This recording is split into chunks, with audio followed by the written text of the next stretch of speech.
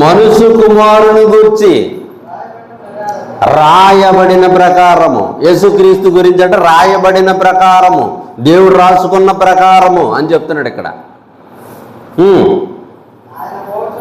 అతని పోవుచున్నాడు కానీ ఎవరి చేత మనుషు కుమారుడు అప్పగింపబడును ఆ మనుషునికి శ్రమ అని చెప్పాడండి.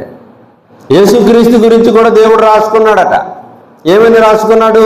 యేసుక్రీస్తు ఎలాగ మాట్లాడాలి, యేసుక్రీస్తు ఎలాంటి సత్క్రియలు చేయాలి అని దేవుడు రాసుకున్నాడట. ఆ రాసుకున్న ప్రకారం యేసుక్రీస్తు చేస్తున్నాడట పని. మధ్యలో ఒకడు వచ్చాడు యేసుక్రీస్తుని అప్పగించడానికి.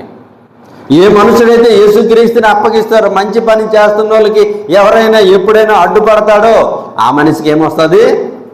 శ్రమ వచ్చేస్తుందండి. సత్క్రియలు, మంచి పనులు చేస్తున్న ఏ వ్యక్తికి కూడా మనం ఏం చేయకూడదు? ఆటంకపరచకూడదు. దేవుడి పనిలో ఉన్నవారికి ఇబ్బంది పెట్టకూడదు. దేవుని సేవలో చేస్తున్న వారికి దుఃఖపరచకూడదు. దేవుడి సేవని ఆటంకపరచకూడదు. ఒకవేళ ఆటంకపరిచినా, ఇబ్బంది పెట్టినా ఆ మనుషులకి ఖచ్చితంగా శ్రమ అన్నాడండి. అలాగే ఇస్కరియోతు యోధ ఏం చేశాడండి? యేసుక్రీస్తు దేవుని పనిలో ఉన్నాడు. ఆ యేసుక్రీస్తు దేవుని పని చేస్తుంటే డబ్బులు కాసపడి యేసుక్రీస్తు దగ్గర చేరి యేసుక్రీస్తుని అప్పగించాడు. అప్పగించిన తర్వాత ఏం పొందాడండి ఆయన? శ్రమలు ఎక్కడ పొందాడు? భూమి మీద కాదండి, నిత్యమైన నరకం ఉంది, నరకాగ్ని గుండం ఉంది. ఆ నరకాగ్ని గుండము నుంచి తప్పించడానికి యేసుక్రీస్తు వచ్చి దేవుని పనిలో ఉంటే, దేవుని పనిలో ఉన్న వ్యక్తికి ఆటంకపరిచి అప్పగించి ఉరిపెట్టుకొని చనిపోయాడు. ఆత్మహత్య అంటారు ఈ లోకంలో. ఆత్మహత్య ఎవరు ఈ భూమి మీద చేసుకోలేరు. శరీర హత్య చేసుకున్నాడు. శరీరం నుంచి ప్రాణాన్ని తీసుకోగలిగాడు కానీ ఆత్మని చంపలేడు ఎవడు. ఆ ఆత్మ ఎక్కడికి వెళ్ళిపోయింది? నిత్యాగ్ని నరక గుండానికి వెళ్ళిపోయింది. శ్రమ. దేవుని పనిలో ఉన్నవారికి, దేవుడు చెప్పినట్టు చేస్తున్న వారికి ఎవరైనా ఆటంకపరిస్తే ఆ వ్యక్తికి శ్రమ వచ్చేస్తుందని చెప్తున్నాడు. యేసుక్రీస్తు 33.5 సంవత్సరాల కాలంలో తన కోసము ఎప్పుడైనా ఆలోచించాడా? తన కోసము ఎప్పుడైనా బ్రతకాలనుకున్నాడా?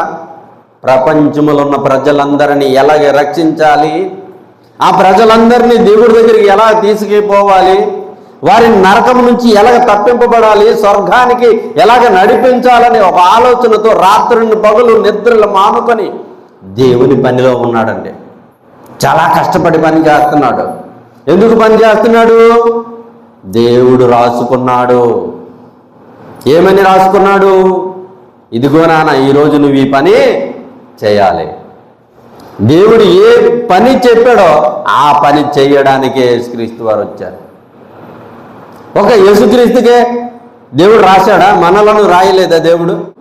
అందరికీ రాసుకున్నాడు దేవుడు. నా పనుల్లో, నా ఆలోచనలో, నా తలంపుల్లో మీరు బ్రతకాలి నాన్న. నా పని కోసమే తల్లి గర్భంలోనికి మీకు పంపించాను. తల్లి గర్భం నుంచి భూమి మీదకి వచ్చారు.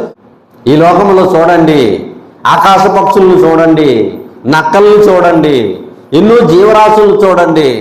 అవి వాటి కోసం బ్రతకవు, ఎక్కడ కొట్లు కట్టుకోవు, ఈ లోకంలో సంపాదించుకోవాలనుకోవు, రేపటి గురించి ఆలోచించవు. మీరు కూడా అలాగే ఆలోచించకండి. రేపు ఏ పని చేయాలో దేవుని పని కోసం ఆలోచించండి. అప్పుడు మీ పని దేవుడు చేస్తాడు. మనం దేవుని పని కోసం ఆలోచిస్తే మనకేది కావాలో దేవుడు ఇస్తాడు. చూసారా? ఇక్కడ అదే చెప్తున్నాడండి. ఏమని చెప్తున్నాడు? దేవుడు రాసుకున్న ప్రకారంగా యేసుక్రీస్తు వారు ఈ భూమి మీద పని చేస్తున్నాడట.